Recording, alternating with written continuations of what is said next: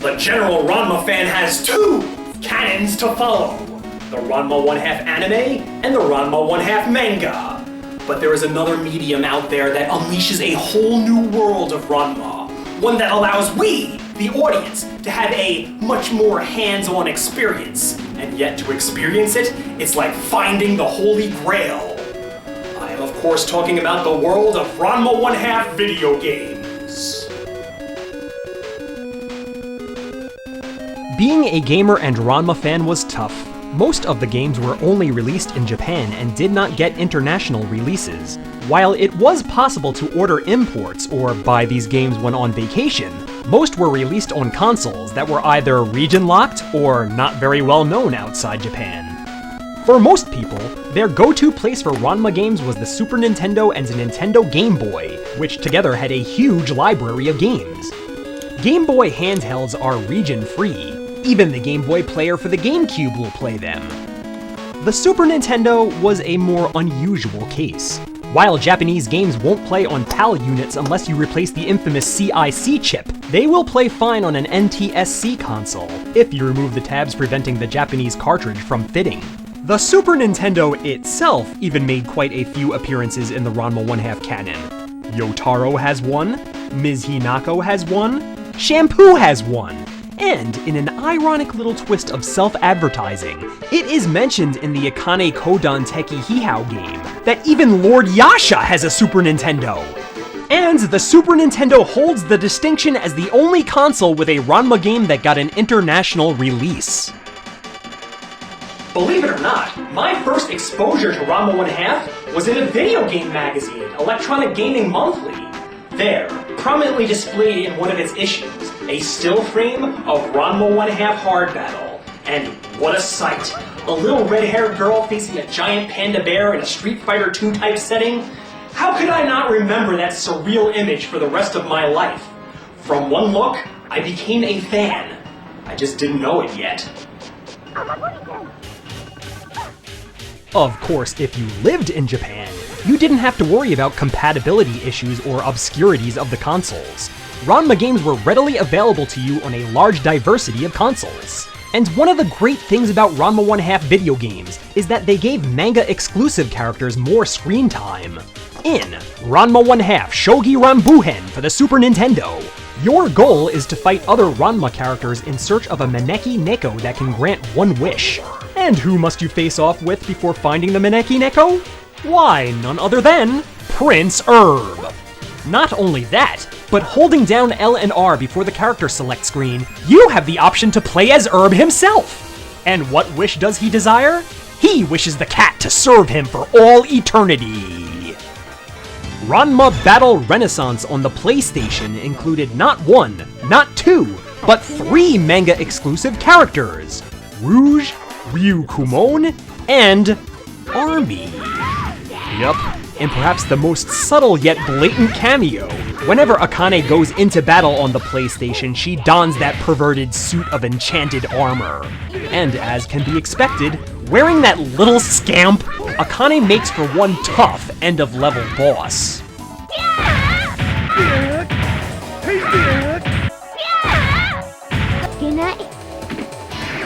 As for the more obvious guest stars, Ryu was of course the power-hungry, psychopathic, pathological liar we all know.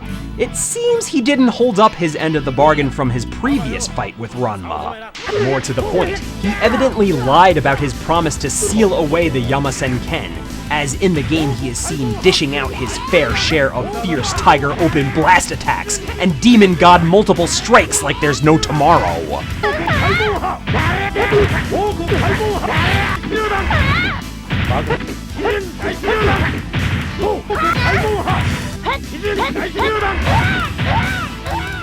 Of course, we're in familiar territory here, but not all was status quo.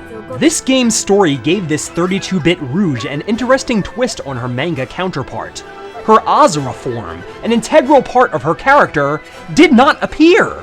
Instead, her normally pacifist human form became possessed by a demon named Shingoki, who offered her great power in exchange to rid her of her back pains.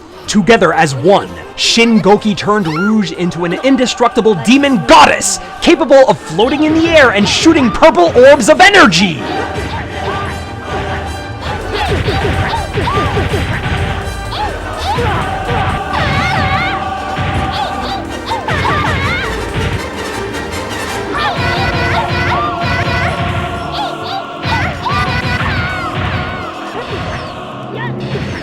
That's right, boys and girls. Sweet and innocent Rouge went over to the dark side. But, of course, these are manga-exclusive characters who were all very well established and already had stories to tell. Retreading these characters is not the purpose of today's profile. There is another manga-exclusive character who got digitized, but one who back in the day just wasn't prominent enough to warrant a profile of his own. There are many inhabitants throughout the Ranma 1/2 universe, all of whom are given strong characters. But there are two exceptions. One is the old washerwoman, who is more a prop or sight gag than anything else. The other is the subject of today's profile, Shampoo's father. Although his real name isn't known, many Ranma fans have decided to call him Lotion. So that's what we'll do. Since Rumiko Takahashi didn't fully develop him, not much is known. But let's take a look at the information we do have. Lotion is probably in his late 40s, early 50s, possibly even older. He is seen dressed in traditional Chinese men's clothing, along with a pair of sunglasses. In the original manga, he is a witness to Shampoo's Jusenkyo accident. Lotion then joins his daughter and Cologne in their move to Furinken. He is seen at Ranma and Moose's first battle, and again when Cologne brings Peach-on to the Cat Cafe. He then leaves for reasons unknown. What exactly happened to him? Where did he go? Nobody knows. Sadly, Lotion never appeared in the anime. Even in the screen adaptations of scenes where he is clearly featured in the manga, Lotion is conspicuously absent, almost like he never existed. To find the true answer to Shampoo's father's whereabouts, we must enter the world of Ranma 1/2 gaming. Here we have a game simply titled Ranma 1/2, which was released exclusively in Japan for the PC Engine CD-ROM. People outside Japan may know this better as the CD unit to the Grafx 16, a 16-bit console that, in the West, barely emerged from the shadow of the Super Nintendo and Sega Genesis. But if you lived in Japan, the PC Engine was the bomb diggity, even briefly outselling the Super Famicom. The unique thing about the PC Engine was, instead of cartridges, it stored the games on these little Hue cards. NEC would later release a CD-ROM attachment that would plug into the unit. So to play Ranma 1/2, not only would you need to own the PC Engine, you'd also need the CD add-on, or one of these babies, the PC Engine Duo, which integrated the Hue card reader and CD-ROM drive into one body. Given the technical requirements and the obscurity of this beast outside of Japan, chances are you've never even heard of this game. It's your basic side-scrolling beat-em-up. Story-wise, the game is more or less a video game adaptation of the first few manga chapters, but it's worth getting if you want to see that one obscure untelevised manga character finally get his time to shine. At some unspecified time after the Bakusai Tenket saga, Ranma was tuning out in class at Furinken High School, when all of a sudden, he was struck in the head by an unconscious Peach-on, with a ransom letter strapped to his body. Akane had been kidnapped by the Amazons, and held captive at the Cat Cafe! After a brief fight with Ryoga over who would go and rescue Akane, Ranma and Ryoga made a break for the Cat Cafe, and of course Ryoga found himself lost in Hokkaido. Ranma made it to the Cat Cafe, and there in the darkness, he saw Cologne. Her ultimatum was clear. If Ranma wanted Akane back, he must defeat Cologne and her arsenal of henchmen and obstacles! But should Ranma lose, he must marry Shampoo. Never the one to turn down a challenge, Ranma pressed forward, fighting his way through subterranean passages located deep beneath the Cat Cafe, fending off humanoid animal warriors, dodging booby traps including falling icicles and walls of fire. They even disguised Shampoo as Akane and laid her in wait as a decoy for unsuspecting Ranma to come and rescue her. After squaring off with Shampoo, Ranma faced Cologne. Ranma finally faced Cologne! They fought! Cologne lost. Or, more accurately, she got trampled beneath Genma Saotome in panda form in a rush to bring his son-turned-daughter hot water. They say victory is a battle not fought. Not quite sure if this is what they meant. So, Akane would be set free, right? Not so fast! From out of the darkness, stroking his daughter-turned-cat and looking as creepy as Ernst Stavro Blofeld, the real end-of-level boss appeared! Ranma had no choice but to fight Lotion to win Akane back. It didn't help that Lotion was super fueled by rage, not just because Ranma broke Shampoo's heart, but he held Ranma wholly responsible for his daughter's cat curse. At the start of the battle, Lotion can be seen performing a Chinese martial arts snake pose similar to that performed by Shaolin monks, leading one to believe that he may have studied amongst they at some point. Lotion's first attack is firing energy orbs similar to Ryoga's Shishi Hokodan technique. It must be an advanced form since these orbs can lock on to their target. Lotion would shortly follow that by cloning himself, similar to the splitting cat hairs technique perfected by Cologne. Only Lotion's clones appear to be a lot more physical. It doesn't help Ranma that these clones can also use the orb attack. It is unclear which side of Shampoo's family he comes from, but since Lotion knows this move, well, it's safe to assume. And let's not forget, the Shishi Hokodan technique is caused by negative emotions, such as depression. It comes as no surprise why Lotion is able to unleash this attack effortlessly, for he has an unlimited supply of depression and aggravation to tap into. After all, wouldn't you be upset too if your daughter was also your household pet?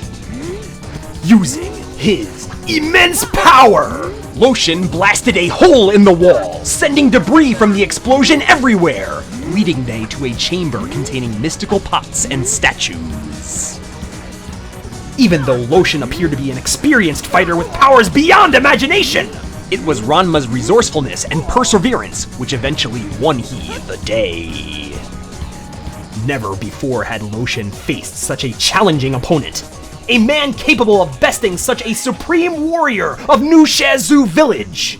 As Lotion recovered from the battle, he started to realize that Ranma was indeed worthy of being Shampoo's husband and a member of the family. But he warned Ranma that if he were ever to marry a girl other than Shampoo, he would return and rob Ranma of his life. Most fathers are very protective of their daughters that way, but only a few can actually put their threats into action.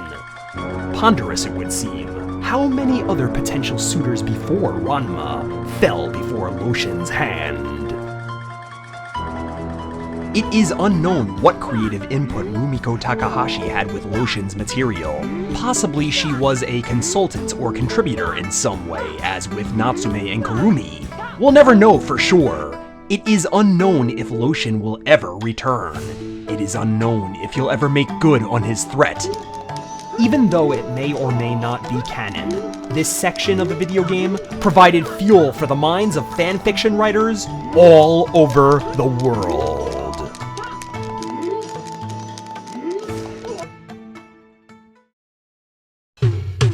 This has been a Ranma 1/2 Character Profile! This profile was brought to you by JW Studios and guest writer Tim Darby. And an extra special thanks to our translator, KJ. I'll get you next time, Saotome.